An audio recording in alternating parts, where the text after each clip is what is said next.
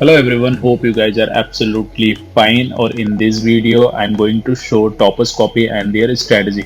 तो अगर channel subscribe नहीं किया तो प्लीज सब्सक्राइब कर लेना। तो इस वीडियो में मैं दो टॉपर्स की कॉपी देखने वाला हूँ एंड ये दोनों 2022 के टॉपर हैं। एक गरिमा लुइंगा मैम एंड एक उमा करके मैम है और इनकी रैंक देख सकते हो, रैंक 2 एंड रैंक 3 है और इनके नंबर जो है ज़्यादा डिफरेंस नहीं है, 876 और 873 दोनों के ऐसे कुछ नंबर थे। तो एक कॉपी आ गई गरिमा लुइया मैम के और ये 2022 की टॉपर है। तो ये जो भी है इनका मॉडल्स कॉपी है 2022 में इन्होंने जो लिखा था और ये जीएस का है। तो जीएस का जो पोर्शन होता है इसमें जीएस 1 वाला जो पोर्शन होता है उसमें, और ये रिसेंट की कॉपी है, मतलब जो पिछले साल इन्होंने जो मॉडल आंसर लिखे थे किसी टेस्ट सेंटर जाके वहाँ के। तो आगे बढ़ते हैं और जीएस का है तो सबसे पहले देख लेते हैं कि जो भी क्वेश्चन आता है ना, बहुत मुझे लगता है बहुत प्रिसाइज आंसर लिखा है जो मैंने अभी तक देखा है।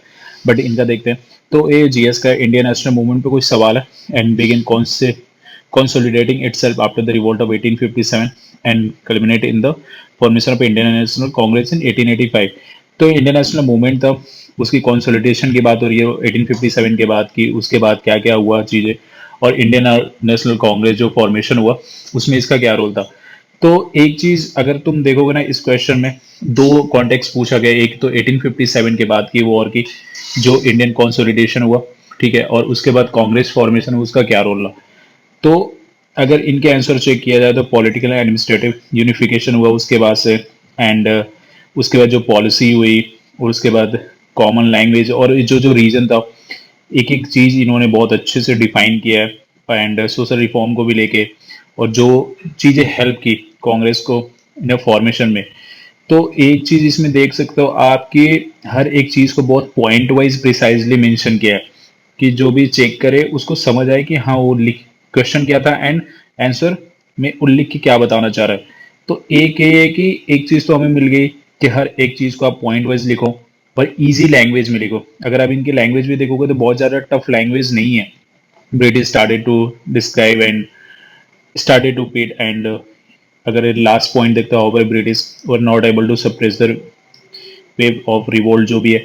एंड मतलब अगर इनका आंसर देखा जाए तो बहुत प्रिसाइजली पॉइंट वाइज एंड जो इंपॉर्टेंट चीज है वही उन्होंने मेंशन किया, बहुत फालतू की चीजें नहीं भरा। तो इसके बाद नेक्स्ट क्वेश्चन पे आ जाते हैं। As a part of British policy of divide and rule adoption post 1857 revolt. And आगे बढ़ने से पहले अगर यूपीएससी का आप तैयारी करना चाहते हैं तो पीडब्ल्यू के कोर्स के बारे में बता दे रहा हूँ, एक बार आप उसको चेक कर लीजिए।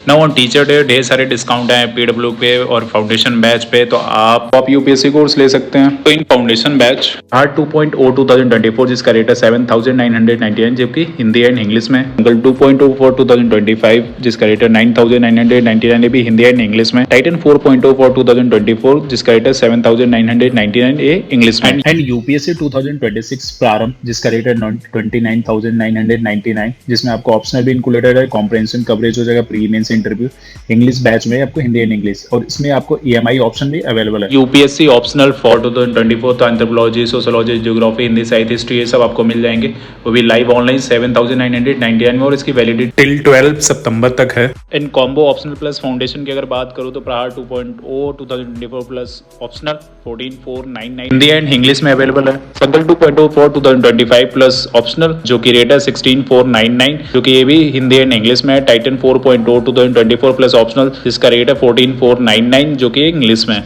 इसके साथ साथ UPSC CSAT maestro 2024 batch at just R 3999 में सब्जेक्ट कवर कराए जाएंगे, reasoning, maths, reading, comprehension. And इसके साथ साथ सेलेक्ट 360 ले सकते हैं। कंप्लीट 360 तैयारी हो तो सिर्फ आपको मिल रहा है 4999 में आपकी कंप्लीट प्रिपरेशन होगी पीडब्ल्यू के साथ। इसमें आपको मिलेंगे basic offering plus premium offering. तो आप मेरा कूपन कोड यूज कर लीजिएगा नी 500, आपको इंस्टेंट 500 का डिस्काउंट मिल जाएगा। तो मैं लिंक डिस्क्रिप्शन में दे दे रहा हूँ, please go and check out. Second question देखते हैं जहाँ पे British policy of divide and rule adopted post Indian. आपको पता है 1857 के बाद जब वॉर हुआ था उसके बाद ब्रिटिश पॉलिसी ने थोड़ा सा किसी को फेवर करना स्टार्ट किया, किसी को तो नेग्लेक्ट करना स्टार्ट किया, तो उन्होंने एक तरह से डिवाइड एंड रूल खेलना स्टार्ट किया था। तो उस पे क्वेश्चन है और कम्युनलिज्म को लेके बेस भी उस पे क्वेश्चन पूछा गया इसमें। तो अगेन अगर आप देखोगे तो हर एक आंसर इसमें स्ट्रक्चर किया गया, एक एक आंसर को, और जो भी एक पॉइंट था उनको स्ट्रक्चर करके बताया गया है कि क्यों उनको किया गया था, अलग अलग क्यों किया गया था, उसके ब्रिटिश को क्या फायदा हुआ था, और उन्होंने एक्चुअली ब्रिटिश ने किया गया था, मुस्लिम के पक्ष में क्या किया। एंड उसके बाद उन्होंने जो भी एक एक पॉइंट जो चीजें हुई थी उस टाइम पे उन्होंने एक चीज़ बहुत ज़्यादा इंपॉर्टेंट होता है उस टाइम पे, ये चीज़ें याद रखना थोड़ा सा टफ हो जाता है, बट अगर बार बार आप चीज़ें पढ़ो ना तो ये सब चीज़ें याद रहती है। तो इन्होंने एक एक चीज़ को, खिलाफत को लेके, नॉन कॉपरेशन को लेके, और उन्होंने क्या किया, हमने उनके रिएक्टिव में क्या किया, इंट्रो को से लेके कि जो जो चीज़ें हुई फिर बॉडी में, उनको ये भी डाला कि क्या क्या चीज़ें हमने किया, उन्होंने हमारे अगेंस्ट जो भी उन्होंने फ़ायदा उठाया या मुस्लिम के पक्ष में चले गए और उनको हमारे अगेंस्ट कर दिया। तो हर एक एक चीज़ को अगर देखोगे तो इंट्रो के साथ बॉडी, कंक्लूजन एंड एग्जाम्पल भी दिया एंड हाईलाइट भी किया, कॉन्टेक्स्ट भी बताया, तो ये चीज़ें बहुत ज़्यादा इंपॉर्टेंट हो गई। तो अगर आप इनके आंसर पढ़ रहे हो, अगर आप ये वीडियो देख रहे हो, तो आपको एक चीज़ें बहुत समझ आ गई होगी कि हर एक क्वेश्चन का कॉन्टेक्स्ट पता होना बहुत ज़रूरी है और उसके हिसाब से ही आंसर लिखा जाना चाहिए। तो ये चीज़ें मुझे लगता है कि यहाँ से हमें तो ये चीज़ें पता चली है। नेक्स्ट क्वेश्चन पे आते हैं, ये भी GS1 का ही क्वेश्चन है। फ्रीडम स्ट्रगल को लेके क्वेश्चन था और पार्टिसिपेशन को लेके ओमेन का, different capacity for independence of the nation. Independence के लिए जो भी हमारी लड़ाई है उस टाइम चल रही थी, तो उसमें ओमेन का क्या रोल रहा एंड कौन कौन पार्टिसिपेट किया था। तो उस टाइम पे आपको ओमेन याद होना, उनके नाम जैसे एनी बेसेंट थी और रानी लक्ष्मीबाई थी, कल्पना दत्त थी, ये सब चीज़ें याद रहना, वो पॉइंट वो बहुत ज़्यादा इंपॉर्टेंट है, अदरवाइज आंसर ही नहीं लिख पाएंगे। और उनका क्या रोल रहा, उन्होंने किस जगह से क्या हेल्प की थी और क्या क्या पार्ट लिया था किस किस जगह पे, ये अगर हम लिखेंगे तो शायद हमें नंबर एक्स्ट्रा मिल जाएगा। और इनके आंसर में आप देखोगे तो ही इन्होंने भी किया है कि डिफरेंट पर्सनालिटी को इन्होंने मेंशन किया, वुमेन को रोल को लेके, जो भी उन्होंने वुमेन के बारे में पूछा तो एक्चुअली नाम पता होना चाहिए। तो नाम तो पता है, उन्होंने उसके साथ वो भी बताया कि उनका क्या पार्ट रहा। पार्ट के साथ साथ देखो हाईलाइट भी किया है उनके नाम के सामने, जैसे सरोजनी नायडू, अरुण आसिफ अली एंड जो भी और भी जो लेडी थी उस टाइम की, जो एक तरह से सुपर वुमेन थी, जो हमारी हेल्प की। तो ये सब चीज़ें उन्होंने मेंशन किया जगह के साथ, एग्जाम्पल के साथ, नाम के साथ, कि एक तरह का इम्पैक्ट मिले। और कंक्लूजन में भी बताया कि उन्होंने कैसे हेल्प किया, क्या सेट किया ट्रेडिशनली जो भी। तो ये चीज़ें देख सकते हो, मैंने मार्क किया कि एक एक पॉइंट उन्होंने बहुत अच्छे से मेंशन किया और मुझे लगता है यही वजह है कि इनको नंबर अच्छे मिले होंगे। तो एक्चुअली कॉपी देखने का एक सेंस ही बात बनता है कि यार उनकी कॉपी देख के हम समझ सकते हैं कि आंसर कैसे लिखना चाहिए। अगर क्वेश्चन का जो अप्रोच है, क्वेश्चन क्या पूछा जा रहा है और उस तरह से क्वेश्चन कुछ ऐसा आता है कि कैसे अप्रोच करना चाहिए, तो हम इनकी कॉपी से ये सीख सकते हैं। तो मैं इसीलिए वीडियो लेकर आया हूँ कि मैं भी कुछ सीखूंगा और जो मेरे से जुड़े हुए एटलीस्ट वो भी कुछ सीखेंगे इस वीडियो से। तो चीज यहाँ से ये समझ आ जाती है कि every question demand different approach, हर क्वेश्चन सेम नहीं होता। और इतने आंसर मैंने इनके पढ़े और जो मुझे लगा इंपॉर्टेंट है दिखाने को, तो मैं इसमें दिखा रहा हूँ, ये मैम की है। तो एक चीज है कि एवरी जो क्वेश्चन है ना, वो डिफरेंट डिमांड अप्रोच, जो भी अप्रोच आपका हर तरह से अलग अलग क्वेश्चन पे, किसी में एलुमरेट करता है, किसी में एलुमरेट करने को बोलता है, किसी में एक्सप्लेन करने को बोलता है, किसी में सपोर्ट करने को बोलता है। तो हर एक क्वेश्चन का एक अलग तरह का डिमांड है आंसर। एंड उसके साथ साथ ये चीजें है कि अगर आप दूसरे का जो टॉपर्स है उनकी कॉपी पढ़ते हैं तो एक चीज हमें वहां से मिल जाता है कि कैसे अप्रोच करना है, क्योंकि क्वेश्चन अलग अलग तरह से आते हैं। तो ये रहा मैम की कॉपी। सेकेंड कॉपी देखते हैं, उमा आरती का मैम का कॉपी है इंग्लिश में। एंड ये शायद सेंटर, मुझे नहीं पता है सेंटर इस पे कहाँ है, हैदराबाद सेंटर शायद। और इनका शायद थर्ड रैंक था, हाँ थर्ड रैंक इनका है। And second ma'am Garima ma'am का था। तो इनकी कॉपी देखते हैं, ये भी GS की कॉपी है उनकी। तो इसमें देखते हैं इनका सेंट्रिक अप्रोच क्या है, क्योंकि डिफरेंट डिफरेंट क्वेश्चन देखेंगे डिफरेंट डिफरेंट टॉपर्स की, तो शायद वहां से हम ज्यादा कुछ सीख सकते हैं। एंड अगर आप दोनों टॉपर्स की कॉपी देखोगे एंड सॉरी नंबर देखोगे तो ज़्यादा डिफरेंस नहीं है, उनका 876 नंबर है, इनका 873, मतलब 3 नंबर का फर्क है। तो आप समझ सकते हो कितना हाई कंपटीशन होता है। नेक्स्ट क्वेश्चन पे आ जाते हैं कि do you think there has been a convergence as a value between public and private sector in the wake of increasing role of the private sector in the economy जो भी है। तो इसमें दो तरह से सवाल, एक पब्लिक सेक्टर का रोल है एंड एक प्राइवेट सेक्टर का रोल को लेकर पूछा गया। तो इस आंसर में अगर देखोगे तो इन्होंने स्ट्रक्चर किया है, पब्लिक सेक्टर को अलग से डिफाइन किया है, प्राइवेट सेक्टर का अलग डिफाइन किया है कि उसमें क्या रोल हो सकता है। एंड उसके अलावा जो गवर्नमेंट है, government in private sector taking increasing role in public sector delivery.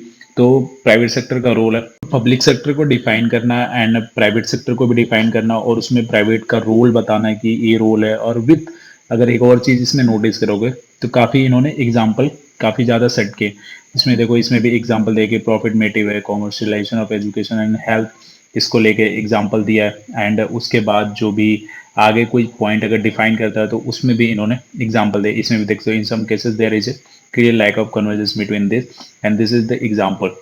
तो एक होता है इंट्रो, एक बॉडी, उसके साथ ही उस पॉइंट को अगर आप डिफाइन करो तो उसमें इन्होंने एग्जाम्पल देके सेट किया है एंड उसके बाद कंक्लूजन भी दिया है। कि उसमें क्या हो सकता है क्या नहीं हो सकता है, और अपनी तरफ से अपने जो आइडिया होते हैं वो। तो दो तीन चीज़ें इसमें, एक तो पता चल गई कि आप अगर कोई चीज़ डिफाइन करो, स्ट्रक्चर वे में डिफाइन करो, तो अगर आप उसमें एग्जाम्पल अगर दे दे तो अपनी बात को प्रूव कर सकते हो वहाँ पे, तो शायद वहाँ पे पॉजिटिव इम्पैक्ट पड़ेगा एग्जामिनर पे। तो दो तीन चीज़ें यहाँ से इनकी कॉपी से सीखने को मिल रही है। एक स्ट्रक्चर करना किसी चीज़ का, और किसी चीज़ पे अगर आप हाईलाइट दे रहे हो, किसी चीज़ पे जोर दे रहे हो फॉर बेटर अंडरस्टैंडिंग, उसको हाईलाइट करना वहाँ पे, पॉइंट वाइज में लिखना, एंड उसके साथ अगर उसको एग्जाम्पल दे के प्रूव कर सकते हो तो दैट इज़ बेटर। तो बहुत ही स्ट्रांगली एक एक पॉइंट देखोगे तो छोटे छोटे 4-5 लाइन के बना के इन्होंने किया है। तो नेक्स्ट कॉपी देखते हैं इनका। नेक्स्ट कॉपी में आ जाते हैं, और एक चीज़ तो होता है कि ये शायद बहुत पहले की इनकी कॉपी है, बट एक ये आंसर जो लिखे काफ़ी अच्छा है और इनकी रैंक भी अच्छी है, तो यार इनको नोटिस कर सकते हैं, देख सकते हैं, क्योंकि यहाँ से कुछ ना कुछ हमें सीखने को जरूर मिल जाएगा। तो नेक्स्ट जीएस की कॉपी पे आ जाते हैं। जीएस 2 का है, जिसमें white formation industries application discretionary power of governor need closer attention. तो गवर्नर को लेके सवाल है और उनके क्लोजर अटेंशन को लेके। तो इसमें आपको ये चीज़ें पता होना चाहिए कि गवर्नर कैसे इलेक्ट होता है, गवर्नर का क्या रोल होता है, क्लोजर मोशन और जो मोशन होते हैं उसमें क्या क्या रोल होता है उनका पार्लियामेंट्री फॉर्म में, एंड वो मतलब आपको उनके पावर से लेके उनकी इलेक्शन से लेके हर एक चीज़ का आपको नॉलेज होना चाहिए, और वो अपना पावर कहाँ कहाँ शो कर सकता है और किस रिगार्डिंग ये क्वेश्चन पूछ रहा है उस रिगार्डिंग में अगर आपको पता है तो आप अच्छे से आंसर लिख सकते हो। तो इसमें भी अगर देखोगे तो बहुत अच्छे से उनका रोल का भी बताया है और उनके एप्लीकेशन तक बता दिया। मणिपुर में अगर कोई चीज़ उन्होंने किया है एज ए गवर्नर, तो वो भी चीज़ें जिससे क्वेश्चन रिलेटेड है, और काफ़ी पॉइंट वाइज में बताया, एक एक पॉइंट छोटे छोटे पॉइंट में, और एक स्ट्रक्चर डिफाइन किया है कि क्लोजर मोशन के भी साथ साथ उसमें जो नीचे की साइड की जो भी क्लोजर होते हैं उन्होंने भी एक पॉइंट पे बहुत अच्छे से अपना पॉइंट ऑफ व्यू रखा है। तो ये चीज़ें तो बहुत ही इंपॉर्टेंट होती है। मुझे लग रहा है कि कोई भी क्वेश्चन है आपको कॉन्टेक्स्ट समझ आना चाहिए कि किस कॉन्टेक्स्ट में पूछ रहा है, अदरवाइज कॉन्टेक्स्ट पता नहीं होगा तो पक्का गलत करके लिख जाएंगे। तो नेक्स्ट क्वेश्चन है, explain the concept of subordinate legislature in India. Subordinate legislature को लेकर पूछा and discuss mechanism for their scrutiny and control. तो सबऑर्डिनेट लेजिस्लेचर के बारे में आपको पता होना चाहिए, एंड उसका जो पावर है एंड उसका अमेंडमेंट जो भी है, हर एक चीज़ आपको उसको रिलेटेड आपको पता होना चाहिए, एंड उसका स्क्रूटनी एंड जो भी कंट्रोल है जो लेजिस्लेचर पे उसका आपको पता होना चाहिए। और एक एक चीज़ को देखो, इन्होंने लेजिस्लेटरी उसका जुडिशरी पावर जो सबऑर्डिनेट है उसका उन्होंने डिफाइन किया है। उसके बाद में अगर उसका कहीं पे एप्लीकेशन हुआ है, मतलब रिसेंट अभी कहीं हाईलाइट में, रिसेंट अभी कहीं न्यूज़ में, उस चीज़ को भी इन्होंने मेंशन कर दिया है कि ऐसी चीज़ें होती हैं। एंड उसके अलावा subordinate consider useful legislate world, इन्होंने कंक्लूड किया है कि इसका क्या रोल है, क्या इंपॉर्टेंस है, एंड ना कि इंडिया एंड इवन वर्ल्ड में। तो हर तरह से उसका पावर बता दिया, उसका अमेंडमेंट बता दिया, एंड उसका रोल क्या है, एंड उसका वर्ल्ड लेवल पे, इंडिया लेवल पे अगर ये चीज़ें आपको पता है तो काफ़ी मुझे लग रहा है आंसर अच्छे से लिखा जा सकता है। नेक्स्ट क्वेश्चन पे आते हैं, critical position according to speaker in India. Speaker को लेकर सवाल पूछा है, उनकी पोजीशन को बारे में लेके पूछा है पॉलिटिकल प्रेशर के साथ साथ। तो अगर आपको स्पीकर का पता है कि कैसे नियुक्ति होती है उनकी, उनका क्या रोल होता है, एंड लोकसभा राज्यसभा जो भी है, एंड इधर अगर आ जाते हैं आप लेजिस्लेटिव असेंबली में उनका क्या रोल है वहाँ पे, एंड उसका पावर के आप बता सकते हैं। उन्होंने हर एक चीज़ को मुझे लगता है कि डिफाइन किया है यहाँ पे कि उनका रोल क्या क्या होता है, एंड उनके पास पावर क्या क्या होता है, क्या क्या कर सकते हैं पार्लियामेंट जो भी है लोकसभा में। एंड एक एक देखो पॉइंट वाइज में ज़्यादा लिखा है, तो एक चीज़ समझ आती है कि अगर कोई सवाल है एंड अगर आप उसको स्ट्रक्चर वे में पॉइंट वाइज में डिफाइन कर सकते हो, तो मेरे हिसाब से वो ज़्यादा अच्छा है कि एग्जामिनर अच्छे से आपके पॉइंट को समझ पाएगा। और अंडरलाइन अगर हाईलाइट कर दें उस चीज़ को तो वो भी बेनिफिट है।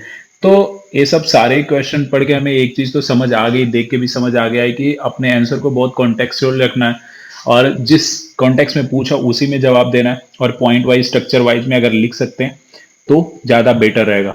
तो हमें इस वीडियो से एक चीज़ें यहाँ से ये समझ आ गई कि जो भी आपके आंसर बहुत प्रिसाइज होने चाहिए, और कंक्लूड पॉइंट वाइज एग्जाम्पल के साथ एंड कॉन्टेक्चुअल होने चाहिए, क्योंकि वहाँ पे कम टाइम होता है और उसमें आपको हर एक पॉइंट रखना बहुत ज़्यादा टफ हो सकता है जो मुझे लगता है। बट अगर आप हर एक चीज़ एग्जाम्पल के साथ, कंसेप्चुअल अंडरस्टैंडिंग के साथ, और जो भी पॉइंट पूछ रहा है लिखेंगे तो मेरे हिसाब से ज़्यादा बेटर रहेगा।